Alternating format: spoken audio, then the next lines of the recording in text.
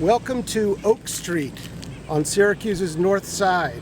I'm Sam Gruber, president of the Arts and Crafts Society of Central New York, and we're at the entrance to Schiller Park. And today we're going to look at 3 lovely bungalows from the arts and crafts period.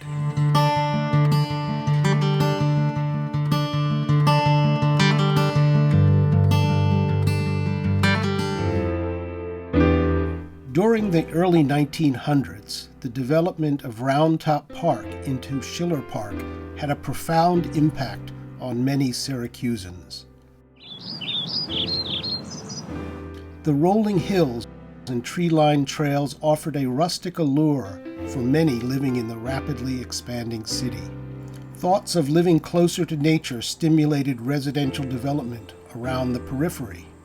And so, it's no surprise that in 1915, dry goods businessman Charles Ziegler commissioned the construction of 3 homes for himself and his family at the entrance to the park.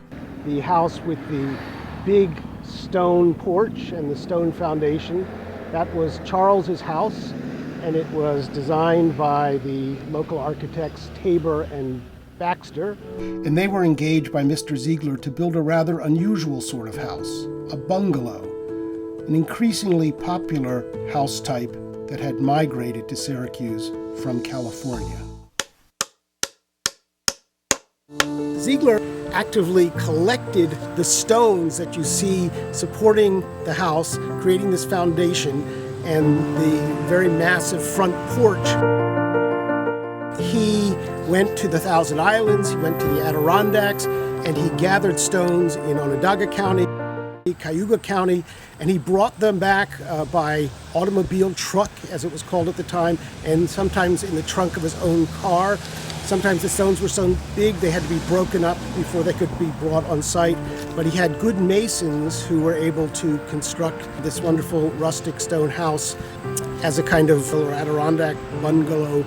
And it was Ward Wellington Ward that Ziegler turned to, probably while this house was still under construction, to design 2 more houses for his children. Just a few steps away, an abode for his daughter Hilda and her husband Charles Winter. It's a sweet little house, in very good condition, well cared for, and it retains many of its original features. You can see that massive stonework. The architect is different, but clearly Ziegler wanted to somehow connect with his own. There are more refined details, typical of Ward in this period where he's still using an arts and crafts movement vocabulary, but there's an English cottage feel to the place.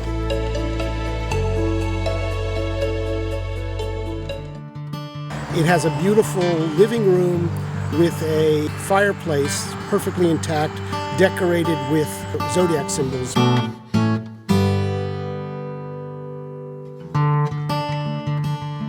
Tiles designed by Henry Mercer and created by the Moravian pottery at Doylestown, which Mercer founded.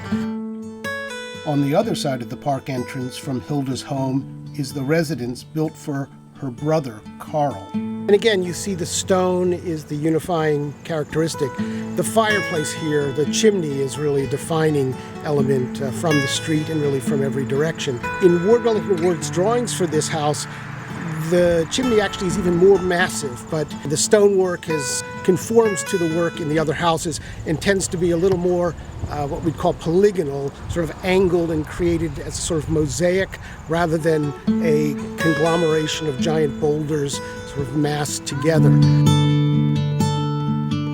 The look that Ward chooses, again with probably working very closely with Charles Ziegler, the father, is the closest to the California bungalow made famous by the architects Green and Green in Pasadena especially. There's a horizontality to the house. The shingles, the siding is interesting, and we have a mix of the siding and half timbering and stonework, which really creates a very stimulating visual experience.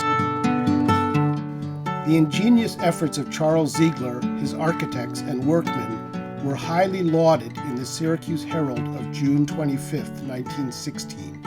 quote, "The quartz, hornblende, and mica of the stone sparkles brightly in the sun, giving the appearance of jewels. And over 100 years later, those jewels still haven't lost their luster."